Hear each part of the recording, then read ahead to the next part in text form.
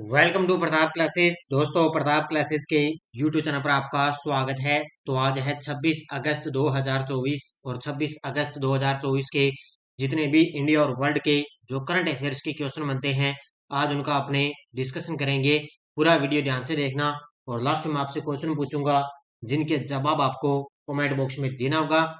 आज अपने पढ़ेंगे कि नरेंद्र मोदी ने किस देश के राष्ट्रपति को 4 भीषम क्यूब्स भेंट किए। इसरो के द्वारा चंद्रयान-4 कब तक लॉन्च किया जाएगा और पहला रियूएबल हाइब्रिड रॉकेट RHUMI-1 लॉन्च किया गया। इनकी आज हम चर्चा करेंगे पूरे लेटेस्ट न्यूज के साथ में। डेली आपको सुबह मेरी 7:30 पर ये करंट अफेयर्स की लाइव क्लास आपको मिलती है। तो सारे विद्यार्थी एक बार सेशन को लाइक शेयर करेंगे। सभी साथियों को गुड मॉर्निंग। और जो साथी हमारे चैनल पर नहीं है तो जरूर आप उनको सब्सक्राइब करें और इसके पास लगे बेल आइकन का घंटा दबाएं ताकि हम जैसे वीडियो अपलोड करें उसका नोटिफिकेशन आप तक पहुंच जाएगा। तो स्टार्ट करते हैं आज की करंट अफेयर्स की क्लास।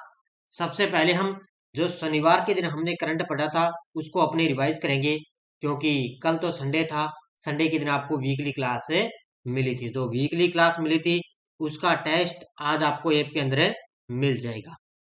तो भारत के star javelin thrower Neeraj Chopra ने लुसाने डायमंड लीग 2024 में कितने मीटर भाला फेंककर दूसरा स्थान हासिल किया? तो 89.49। 2024 की राष्ट्रीय चैंपियनशिप जीतने वाली पहली भारतीय महिला रेसर कौन बनी? डायना पंडोले। भारत के दूसरे 700 मेगावाट के स्वदेशी न्यूक्लियर रिएक्टर का ऑपरेशन कहाँ शुरू हुआ? तो ये हुआ है गुजरात के अंदर। भगवान हनुमान की 90 फुट ऊंची कांस्य प्रतिमा स्टेच्यू ऑफ यूनियन का उद्घाटन कहाँ हुआ? यूएसए के अंदर। किस राज्य की आईएएस अधिकारी दीप्ति गौर मुखर्जी ने कॉरपोरेट मामलों के मंत्रालय के सचिव का पदभार संभाला? तो मध्य प्रदेश। भारत और किस देश ने नदी की सफाई के लिए CSLCR परियोजना शुरू की? डेनमार्क ने। और दिवंगत वैज्ञानिक गिरीश साहनी का संबंध किससे था? तो ये था CSIR। इसके अलावा कल आपने देखा होगा RPSC ASO का एग्जाम हुआ था, उसके अंदर कल शाम को मैंने टेलीग्राम पर डाल दिए थे कि किस प्रकार करंट के क्वेश्चन आए थे। उसके अंदर 5 क्वेश्चन आए थे करंट के और बड़े गजब के, और 5 में से 4 क्वेश्चन मई महीने से पूछे गए थे, सीधे के सीधे। 5 में से 4 क्वेश्चन मई महीने से और एक क्वेश्चन आया था अप्रैल महीने से। अब आप सीईटी के हिसाब से देख सकते हो भी कहाँ से करंट आ सकता है। तो अभी अगस्त महीना चल रहा है तो मई से आ रहा है, और अगले महीने सितंबर महीने में सीईटी का एग्जाम है, तो मई के बाद में जून, यानी कि मई या जून से करंट आएगा सीईटी के अंदर। तो खास तौर से अप्रैल, मई और जून 3 महीनों को बढ़िया तरीके से कवर कर लेना। जो मेरी आपको डेली वहां पर क्लास दी गई है उनको आप बढ़िया तरीके से ध्यान कर लेना। और मैंने बढ़िया तरीके से करंट करवाए, मैंने पूरे प्रूफ के साथ में टेलीग्राम पर कल शाम को मैंने पिक्चर डाल दी थी। भी इस प्रकार करंट के क्वेश्चन आ रहे हैं, तो बढ़िया तरीके से आप टेलीग्राम ग्रुप को ज्वाइन कर सकते हो। तो सारे विद्यार्थी एक बार सेशन को लाइक शेयर करेंगे। स्टार्ट करते हैं आज की करंट अफेयर्स की क्लास। पहला क्वेश्चन आपके सामने। हाल में प्रधानमंत्री नरेंद्र मोदी ने किस देश के राष्ट्रपति को 4 भीषम क्यूब्स भेंट किए हैं? तो मैंने आपको बताया था कि मोदी जी इससे पहले पोलैंड देश की यात्रा पर रहे थे। इसके अलावा पोलैंड देश की यात्रा करने के बाद में वो गए थे यूक्रेन। कहाँ गए थे? यूक्रेन के राष्ट्रपति से मिले और वहां पर उन्होंने यूक्रेन के राष्ट्रपति को 4 भीषम क्यूब्स भेंट किए हैं। तो इसका उत्तर हो जाएगा यूक्रेन। क्या हो जाएगा? यूक्रेन के राष्ट्रपति। ये तस्वीर में आप देख सकते हो, और इनके पीछे देखो ये हैं 4 भीषम क्यूब्स भेंट, तो इनको मोदी जी ने इनको भेंट किए हैं। मोदी ने यूक्रेन की अपनी यात्रा के दौरान राष्ट्रपति वोलोदिमीर जेलेंस्की से मुलाकात की और सरकार को 4 भीषम, यानी कि इसका मतलब होता है भारत स्वास्थ्य सहयोग हित और मैत्री पहल क्यूब्स भेंट किए हैं, यानी कि ये स्वास्थ्य से संबंधित जो है क्यूब्स भेंट किए गए। इस किट को भारत ने खास तौर पर विकासशील देशों को चिकित्सा क्षेत्र में मदद देने के लिए शुरू किए गए प्रोजेक्ट आरोग्य मैत्री के तहत तैयार किया गया। इसका नाम भीषम रखा गया, यानी कि इससे पहले ना भारत के अंदर इसको तैयार किया गया था, लेकिन अब भारत ने यूक्रेन के राष्ट्रपति को ये 4 भीषम क्यूब्स भेंट किए। इसके तहत दवाइयां, मरहम पट्टी, इंजेक्शन आदि का एक छोटा 15 इंच का चिकित्सा पैकेट होता है। तो एक छोटे छोटे दवाइयों वगैरह पैकेट होता है, तो इसमें क्या है, कहीं से भी कहीं जाकर व्यक्ति का बढ़िया तरीके से इलाज किया जा सकता है। तो ये आरोग्य मैत्री के तहत तैयार किया गया और इसका नाम याद रखना, क्या नाम है, भीषण। इसरो के द्वारा चंद्रयान 4 कब तक लॉन्च किया जाएगा? देखो, जब तक चंद्रयान 3 ने चंद्रमा पर दक्षिण ध्रुव पर सफल लैंडिंग की 2023 के अंदर, तो लगभग एग्जाम के अंदर क्वेश्चन आ रहे हैं, घुमा फिरा के कहीं से भी क्वेश्चन आ रहा है। अब बात आएगी आगे चंद्रयान 4 की। तो इसरो के द्वारा चंद्रयान 4 को लॉन्च किया जाएगा 2027 के अंदर, क्योंकि इसकी घोषणा अब की बार पहली बार 23 अगस्त को अंतरिक्ष दिवस बनाया गया था। 23 अगस्त को अंतरिक्ष दिवस बनाया गया। उसी के अवसर पर डॉक्टर सोमनाथ ने कहा, इसरो के अध्यक्ष ने, कि चंद्रयान 4 है वो 2027 तक लॉन्च किया जाएगा। इसके अलावा इसरो है वो आगामी 5 सालों में 70 सैटेलाइट भी लॉन्च करेगा। तो इतनी चीजें आपको याद रखनी है। तो 23 अगस्त को इसरो चीफ डॉक्टर सोमनाथ ने नेशनल स्पेस डे के मौके पर चंद्रयान 4 की लॉन्चिंग करने का ऐलान किया। उन्होंने बताया कि चंद्रयान 4 का डिजाइन भी फाइनल हो चुका है और 2027 में लॉन्च किया जाएगा। चंद्रयान 4 चांद की सतह से 3 से 5 किलो मिट्टी और चट्टान के नमूनों को पृथ्वी पर लाएगा और इस स्पेस क्राफ्ट में 5 अलग अलग मॉड्यूल शामिल होंगे। तो उसने क्या काम किया, उसने दक्षिण ध्रुव पर लैंडिंग की और ये चंद्रमा की सतह से 3 से 5 किलो मिट्टी और चट्टान के नमूने पृथ्वी पर लाएगा। 2023 में चंद्रमा पर भेजे गए चंद्रयान 3 में प्रोफेशनल मॉड्यूल, लैंडर और रोवर, 3 मॉड्यूल इसके अंदर शामिल थे। एक तो इंजन था, इसके अलावा एक लैंडर भी था और एक रोवर भी था। इसके अंदर 5 अलग अलग मॉड्यूल शामिल होंगे। इसके अंदर 3 ही थे और इसके अंदर 5 शामिल होंगे। नेक्स्ट, हाल में किस देश ने अपना पहला reusable hybrid rocket RHUMI-1 launch किया है? तो ये तस्वीर में आप देख सकते हो, पहली बार किस देश ने अपना पहला रियूजेबल हाइब्रिड रॉकेट है और इसका नाम है RHUMI-1 लॉन्च किया। तो ये किया है अपने देश भारत ने। ऑप्शन नंबर बी, किसने किया है, अपने देश भारत ने। तो 24 अगस्त को भारत ने अपना पहला reusable hybrid rocket RHUMI-1 launch किया। चेन्नई के थिरुविंदई से मोबाइल लॉन्चर के जरिए इस रॉकेट की लॉन्चिंग हुई।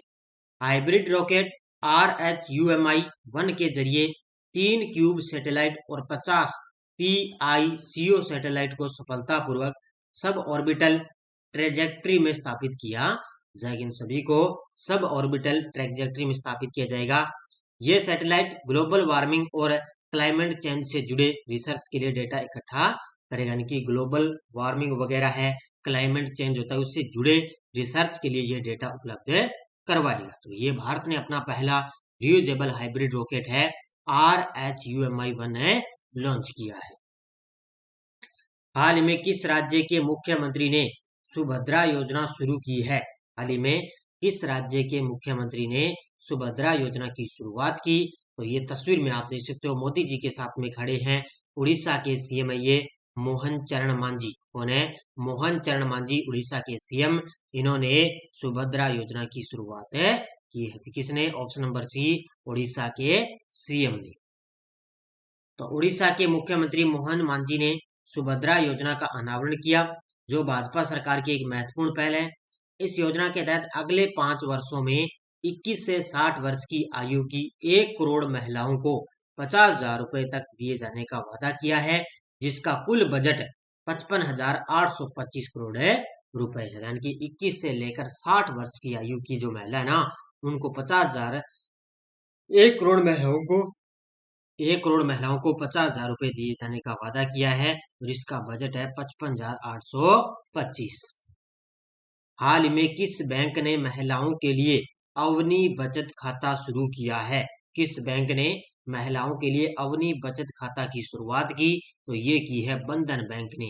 ऑप्शन नंबर सी, ये तस्वीर में आप देख सकते हो, ये है बंधन बैंक और इसने महिलाओं के लिए अवनी बचत खाता की शुरुआत की है। देखो, बंधन बैंक ने 22 अगस्त 2023 को महिला ग्राहकों के लिए एक विशेष बचत खाता अवनी का शुभारंभ किया। इस बैंक ने अपने 9वें स्थापना दिवस की पूर्व संध्या पर 23 अगस्त को 2 नए उत्पादों का शुभारंभ किया। एक है अवनी और दूसरा है बंधन बैंक डिलाइट नामक एक ग्राहक वफादारी उत्पाद। तो ये 2 नए उत्पादों का इसने शुभारंभ किया और इसने साथ ही में बचत खाता अवनी का भी शुभारंभ किया है। भारत सरकार के DFRPG और किस देश के बीच लोक प्रशासन और शासन सुधार के क्षेत्र में सहयोग के लिए समझौता हुआ है? अब DARPG का मतलब होता है, ये भारत सरकार की प्रशासनिक सुधार विभाग एक संस्था है, ये प्रशासनिक सुधार विभाग है। इसके और किसके बीच में लोक प्रशासन और शासन सुधार के क्षेत्र में सहयोग समझौता हुआ? तो ये हुआ है भारत और मलेशिया के बीच। ऑप्शन नंबर 1 है। ये तस्वीर में आप देख सकते हो, भारत और मलेशिया के बीच में लोक प्रशासन और शासन सुधार के क्षेत्र में सहयोग किया गया। तो भारत सरकार के प्रशासनिक सुधार विभाग DARPG और मलेशिया सरकार के प्रधानमंत्री विभाग के लोक सेवा विभाग के बीच लोक प्रशासन और शासन सुधार के क्षेत्र में सहयोग पर 5 वर्षों की अवधि के लिए 20 अगस्त 2024 से प्रभावी समझौता ज्ञापन पर हस्ताक्षर किए गए। MOU के आदान प्रदान के लिए औपचारिक समारोह में भारत के प्रधानमंत्री मोदी और मलेशिया के प्रधानमंत्री दातो सेरी अनवर बिन इब्राहिम की उपस्थिति में 20 अगस्त 2024 को नई दिल्ली के हैदराबाद हाउस में आयोजित किया गया था। तो हैदराबाद नई दिल्ली के अंदर हैदराबाद हाउस है, वहां पर ये कार्यक्रम आयोजित किया गया। तो इन दोनों के बीच में ये लोक प्रशासन और शासन सुधार के लिए समझौता हुआ है। अब आपको एक पॉइंट याद रखना है कि डाक विभाग ने शुरू की दीनदयाल स्पर्श योजना। क्या है कि डाक विभाग ने शुरू की है दीनदयाल स्पर्श योजना। देखो, केंद्रीय संचार मंत्रालय के तहत डाक विभाग ने देश के छात्रों के बीच टिकटों में अनुसंधान और छात्रवृत्ति को बढ़ावा देने के लिए दीनदयाल स्पर्श योजना की शुरुआत की है। इसके लिए भी ये छात्रों के बीच है, टिकटों और टिकट वगैरह होती है, अनुसंधान छात्रवृत्ति को बढ़ावा देना।